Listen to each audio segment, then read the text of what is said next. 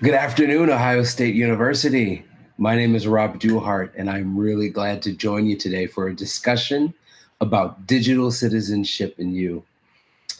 When Helen first asked if I'd be willing to share with Cybersecurity Days, I was floored. I've known Helen a while, been affiliated with the organization for a while, and just have always looked forward for the opportunity to be able to share with all of you and to partake in this wonderful, wonderful event.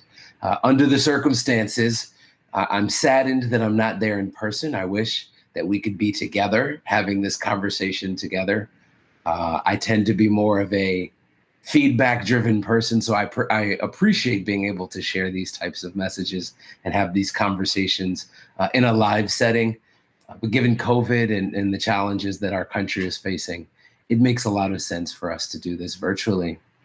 I send greetings on behalf of sunny California. Really glad to be here and present, though I'm not sure if the smoke is drowning out the sunlight that should be making the lighting pretty good for this chat.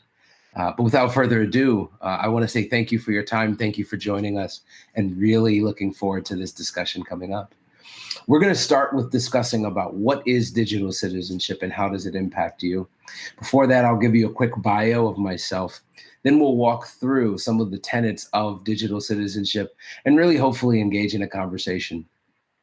This discussion is being pre-recorded, so I will be able to, COVID willing, join everyone in the chat and answer questions live as you have them and as you're responding and thinking about the topics being discussed in this conversation. Again, thank you for joining us, and let's begin the show. So who am I? My name is Rob Duhart. First and foremost, I'm a nerd, right? So like many of you here, I've been involved in cyber for a long time and really passionate about the subject matter. Dad, servant, most importantly, Vols football fan. Happy about the win this past weekend. It's been a while since we've been 2-0. For those of you old enough to remember those days, those were the good old days.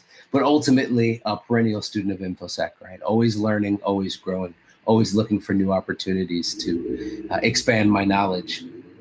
Quickly, I want to talk about my career, my background, which lends to why I'm having this conversation with you a bit. Federal Bureau of Investigation, ran a bunch of cyber investigations focused on whether it be crimes against children or criminal or national security investigations. Lots of fun there. Transitioned to the intelligence community, where I had a chance to see digital citizenship on a global scale versus just in the United States. Then after that, Ford Motor Company, Cardinal Health, back in your backyard in Dublin, and then finally now at Google. I think this broad spectrum of backgrounds really lends to this discussion and allows me to bring some perspective to our chat that is a little bit unique and a little bit interesting. So looking forward to the conversation. So what does it mean to be a digital citizen? If we were in the room, I'd ask, by a show of hands, who knows what it means to be a digital citizen? To me, digital citizenship, and as I've done my studies and my research, could really be synonymous with being a good digital neighbor, right? All of us are neighbors. We live in apartments, we live in homes, we live in dorm rooms, right? But we all have neighbors and we're all parts of communities. So to be a good digital citizen means to be a good member of the global digital community and thinking of yourself as a digital neighbor in a digital neighborhood. To be more specific, right? Because everybody loves definitions. I thought what would be better than to give a small definition and then also look at some of the numbers surrounding this digital neighborhood that we're all a part of. To be succinct and not to quite read the slides, I'll paraphrase a bit. To me, digital citizenship boils down to responsibility, inclusivity, equity, and being a good digital neighbor. And this neighborhood that we're a part of is simply massive, right? So if you do research and you look at the Internet World Stats Organization, they surmise that there are about 4.8 billion digital citizens globally. Pause for a second. 4.8 billion. That's a big neighborhood. Beyond that, this neighborhood is global, right? North America only accounts for about 6.9% of the members of this global neighborhood, right? Put that in perspective. That's 300 million or so people. Really only accounts for about 6%, 6 to 7% of digital citizens. And one note to add is that this neighborhood isn't quite as Mr. Rogersy as we'd expect, right? It's dangerous, right? And in the United States alone, in 2019, there are 467,000 cyber criminal complaints that amounted to roughly $3.5 billion of loss. Again, that's just in the United States, and that's just in 2019. So using that to set the stage, digital citizenry is as much about us being members of this large global community as it is also about us living in this world in a safe way and thinking about how we can take care of our neighbor in a safe way as well. So what does it mean to be a good digital neighbor? To distill this into small, digestible concepts, I like to think of digital neighborhood or digital neighborship in 4 distinct ways: digital intelligence, digital responsibility, digital vigilance or awareness. I chose the word vigilance just because I think it speaks to the problem set a little bit better than awareness. And ultimately, digital civility, right? Many of us don't think of our digital lives or the digital world the way we do in our personal world, right? In my neighborhood, when I walk outside and I see a neighbor who happens to be a friend or even an acquaintance, I wave and I say hello, right? I don't maybe have a dissertation, maybe we don't have a 30-minute conversation, but I'm cordial. I say hello, I'm respectful. Why? Because they're a member of our digital neighborhood. And I argue that these 4 concepts closely relate to what it means to be a good digital neighbor. And Helen, I added the you just for you to be kind to our Aussie and our British friends. So in the internet, I believe there's this facade, and the facade is that we are anonymous. And that's just simply not true. And in a world where you're anonymous, carelessness, poor decision making, rudeness, and then really just ingesting whatever comes your way maybe doesn't have any consequences. But given what we've already discussed about the global nature of our digital neighborhood and potentially the dangerous nature of our digital neighborhood, digital intelligence and awareness is more important now than ever. What do we mean? What do I mean when I say digital intelligence? No, I'm not talking about artificial intelligence. I just thought this image was interesting. What we mean when we say digital intelligence is, how do you apply our real world intelligence and critical analysis to that which we engage in the digital world? Do we critically analyze information? Are we aware that their entire organizations, both nation state driven and non-nation state driven, and by nation state we mean foreign power, right? Russia, China, others, intelligence driven, government driven foreign power, that there are entire armies of bots and armies of folks that are focused on shaping and framing the reality of people across the world.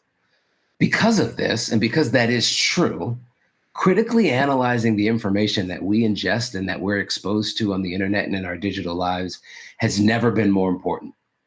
Seeking truth, not blindly accepting information, and verifying facts, especially in days like today, where we're concerned about election security, really becomes a crucial portion of what it means to be a good digital citizen. Let me tell you a quick story that speaks to the importance of this. When I was in the intelligence community, we regularly came across disinformation campaigns. The way to think about this is an advertisement campaign, right? Everybody knows McDonald's, everybody knows Nike, right? Just do it is the Nike campaign. Consider that across the globe, in countries big and small, in communities diverse and wide-reaching, there are organizations that are launching campaigns very similar to Nike's ad campaign, focused on digital misinformation and really driving narratives and perspectives that are in the best interest of that organization versus what is actually true. I saw that firsthand at the FBI. I saw that firsthand in the intelligence community. And so as a digital citizen and a digital neighbor, it is super important that we all use our minds and we think through what it is we're being approached with, and we challenge and question, maybe not everything, but as much as we can. Biases, misinformation, false information, distorted information, all are threats that can really distort and disturb our digital neighborhood. Point two, and I love this image, right? Because it talks about the globe and it talks about nature. Point two is digital responsibility. I define that as us owning the ramifications of our digital behavior in the real world. Just like if I throw a paper cup into the middle of the street, or I engage in waste in our environment, or maybe I do something really rude or mean to somebody in the real world, there are consequences. And really, I think as digital citizens, how we contribute to the digital neighborhood is more important than ever. Couple of questions. Do you habitually ingest diverse sources of information, or do you live in an echo chamber? Do you regularly engage in your digital world in an abrasive and rude way that you wouldn't do in the real world, in a way that you wouldn't treat your real friends, real acquaintances, or a human being you're walking by down the street? Something I've heard said recently is that the screen is not your shield. And so digital responsibility is taking that fact very seriously and recognizing that what we do in the digital world can have real world impact as well. And there can be consequences associated with those actions. We will be discussing bullying, trolling, and in the cyber world, something we call doxing a little bit later in this discussion. But what we mean by digital responsibility is, how are you considering the real world implications of our digital behavior and taking that seriously and focusing on doing the right thing in that digital context?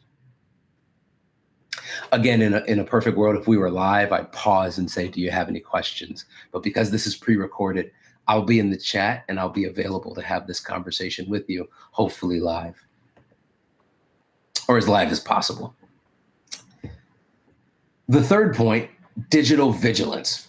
And I toiled with this word. I thought that perhaps we could use the word awareness, that perhaps that would be a little bit more engaging. But I think this image really does the trick, right?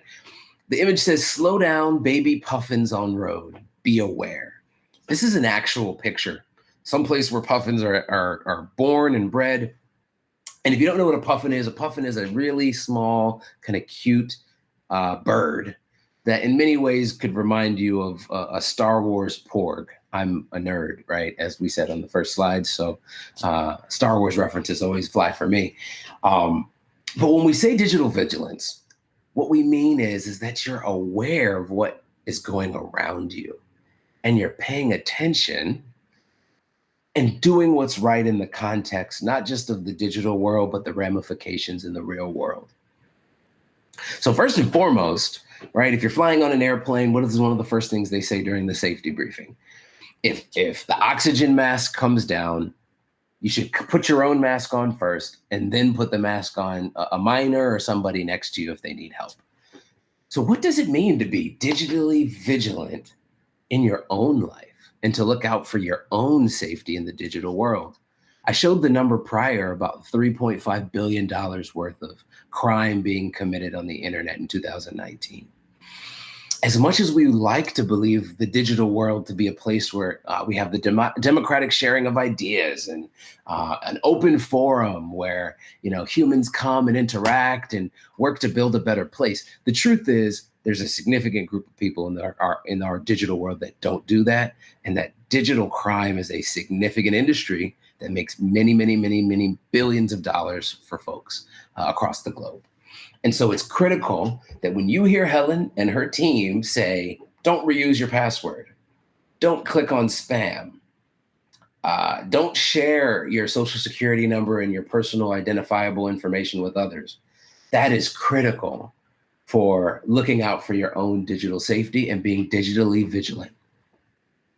Another example that I love to use is when we talk about our digital neighborhood, look out for the digital safety of others, right? So in my neighborhood here in California, there's a family of kids, a family with kids nearby, right? And regularly when I pull into the driveway or I step outside, I see the kids out playing, sometimes with their parents, sometimes on their own.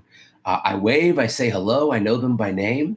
But if I were to walk out of the house and see these young children speaking to a stranger or seeing a stranger, interacting with these children in a way that just didn't seem right, I would do something. I would be aware and I would do something. And I would hope that someone would do the same for my child as well.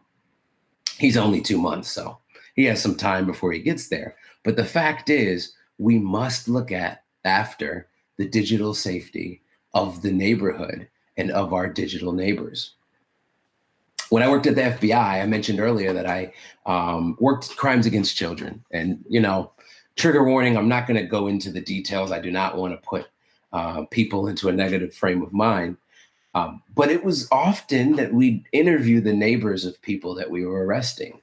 And sometimes they'd say to us, I always thought there was something off about that situation. Or, I used to see people entering that house at weird times of the day, weird times of the night. Something just didn't seem right. And it's absolutely crucial that just like if you were on a train and you were looking for a bomb on the train, or you were looking for, you're on a plane and you're aware of bad behavior on the plane, be aware. If you see something, say something. Be brave, be vigilant. And the fact is, you may be the hero of this story. In many of those cases, when I was working at the FBI and beyond, one of these individuals spoke up, provided a tip, and that ultimately resulted in the arrest and the protection of the neighborhood. And so digital vigilance is more important now than ever, especially in the context of your digital lives and as a digital citizen and a digital neighbor. And of the four, I find this topic to be most interesting and perhaps most challenging. If we were face to face, I'd do another show of hands question. I'd say, hey, by show of hands, what does digital civility mean? And perhaps what does civility mean, right? I'll define digital civility for the case of this discussion as being at peace and accepting those that don't agree with you in the digital world. Sometimes in the real world, people do things that detest us. They do things that bother us, that upset us. They believe realities that we don't think are factual. They have political or religious beliefs that don't align with ours. And one of the most beautiful parts of living in America is that as long as we're not harming one another, as long as we're not creating negative circumstances for other citizens, it's okay for us to disagree. And often, sometimes that disagreement is what makes America so special.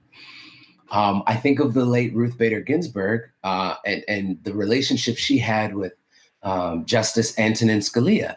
Justice Ginsburg and Scalia were on very different political spectrums, but they loved each other, right? And they found a way to work through those differences to embrace, accept, and support one another. And I argue, and I find, in our digital lives, sometimes we lack that civility. I mentioned before that we talk about bullying, trolling, and doxing. And I have an anti-troll. That's what's in the bottom, I guess, right-hand corner of this slide. Trolling is any type of activity where you're just purposefully, or someone is purposefully disagreeing, being rude, being contrarian, and at best, or potentially being threatening, being divisive, and really potentially even abusive on the internet, right? That person is called a troll. And to be honest, if any of us wanted to, we could all be trolls. To be a good digital neighbor, to be a good digital citizen, not only do we have to choose civility, we also have to be anti-troll, right? I firmly believe that in our society, we have to stand up and say, you know what? It's okay for this person to disagree with me. It's okay for this person to think something differently. And I'm going to preserve their ability to be who they are. And I'm not going to troll. I'm not going to create environments of danger, really, for people that don't believe the same thing I do. On the surface, that seems like a rhetorical or an argument decision, right? I'm going to argue in a fair way. And, at the end of the day, when the argument's over, we'll all go back to our respective homes and be safe. But in many ways in the digital world, this type of behavior can spill over to really, really negative behavior. Doxing is one, right? In the internet and in cyber terms, doxing is when you identify somebody who disagrees with you or does something that you don't like, and you use the internet to find their real information, their address, their phone number, where their kids go to school, where they work, right? And where there's always a space for that in the context of law enforcement. Making a habit of that definitely does not align with a concept of digital civility. And I argue that I think one of the problems in our digital world today is that too many of us choose to not be a good neighbor and to leave digital civility behind us. And here's one more point. The screen is not a shield. So many of us want to believe that if we create a fake username and a fake email address and a fake phone number, and we do bad things on the internet, that will mean we're anonymous. And that simply isn't true. When I was a part of law enforcement, when I was in part of the intelligence community, and even in corporate information security settings, more often than not, we were successful at attributing bad activity.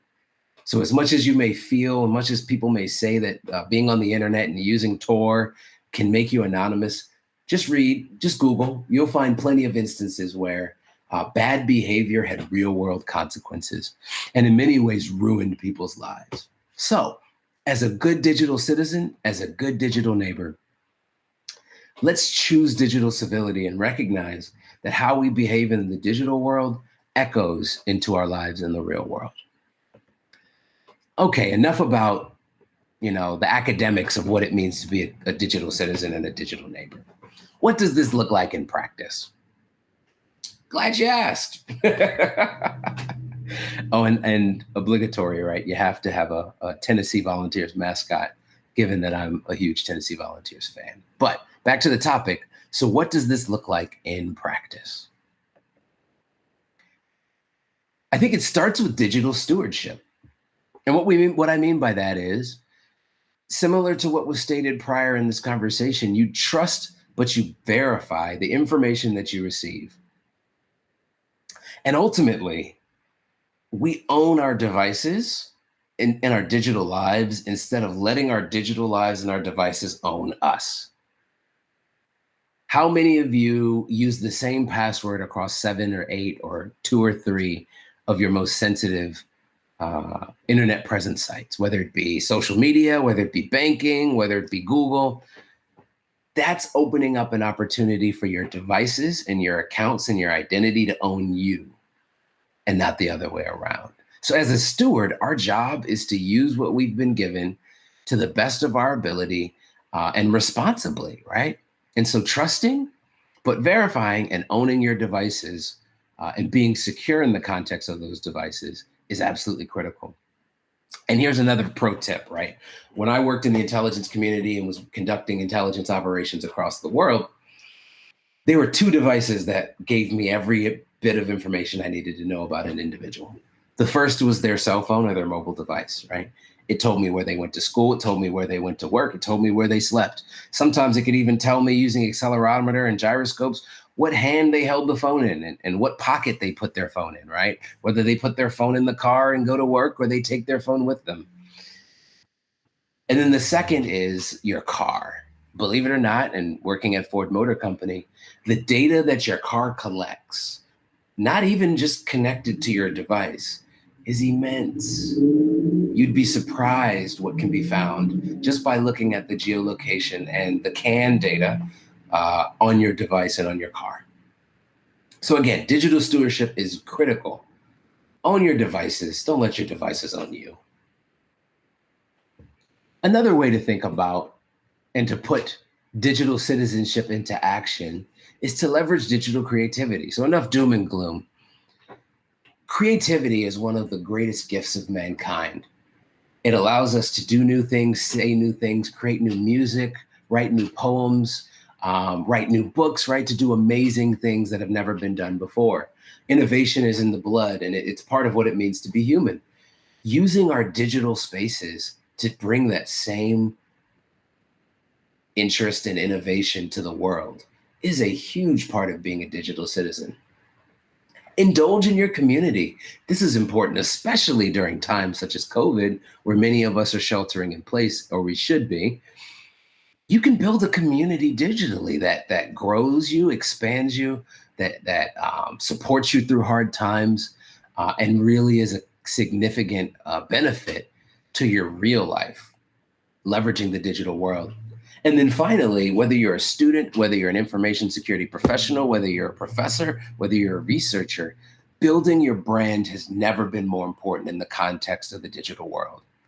Far often, if you don't build your brand, somebody else will. And I think the question is, when you walk out into your neighborhood, when you open your garage door, are you viewed as somebody who lends a helping hand when someone's in need? Are you viewed as somebody who is kind and caring to your neighbors and to the people around you? Do people see you being kind to your family, your spouse or your partner, your children, right? That's all a part of your brand.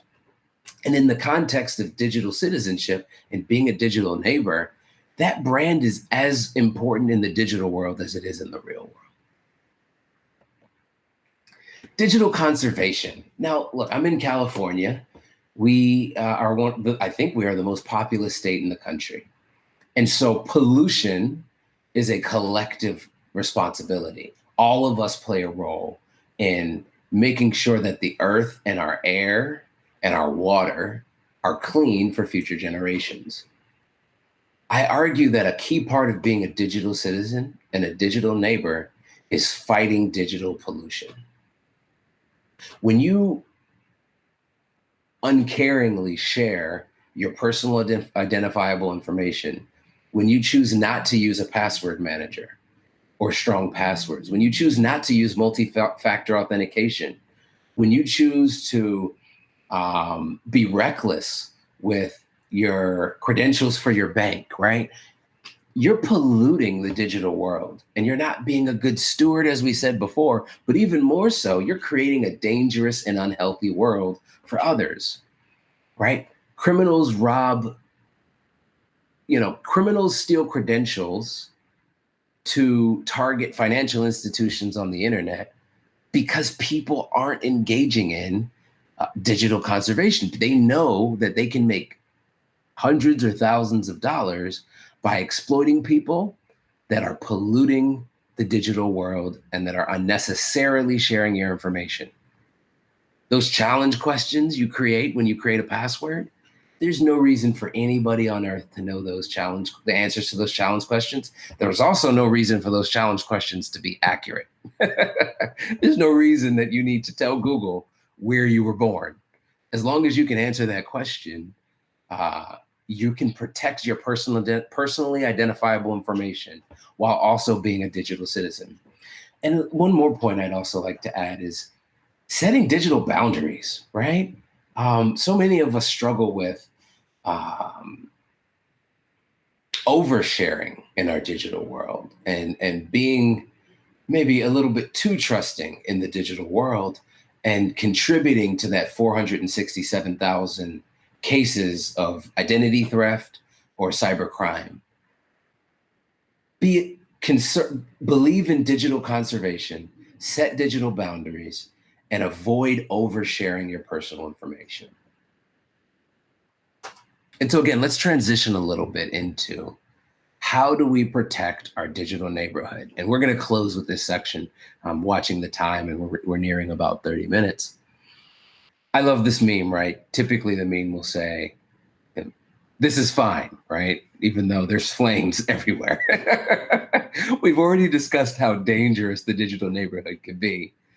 The question is, what can you do today to protect our digital neighborhood?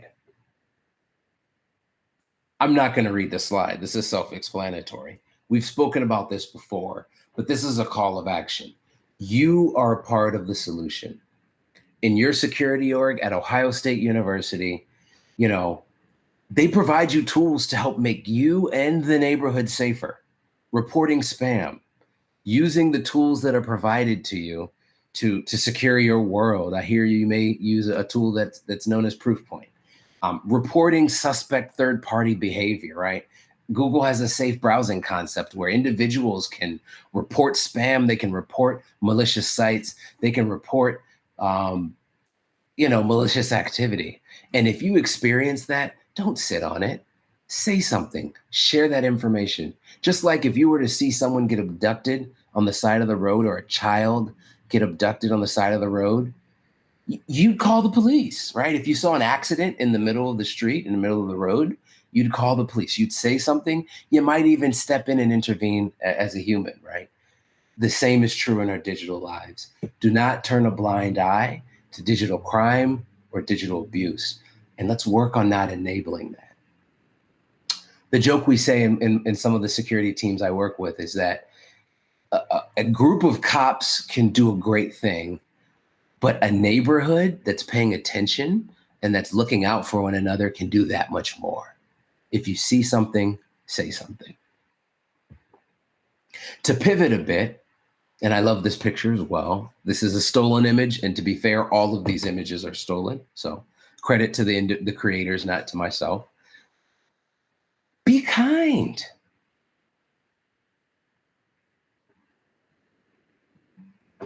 Be kind. What would it look like if we lived in a digital world where everybody showed each other and themselves grace and went out of the way to be kind to one another? How you behave in the digital world has significant and definitely has ramifications, if not significant, has traditional ramifications in the real world. And as I've said before, that echo is longstanding. I don't know how better to put that.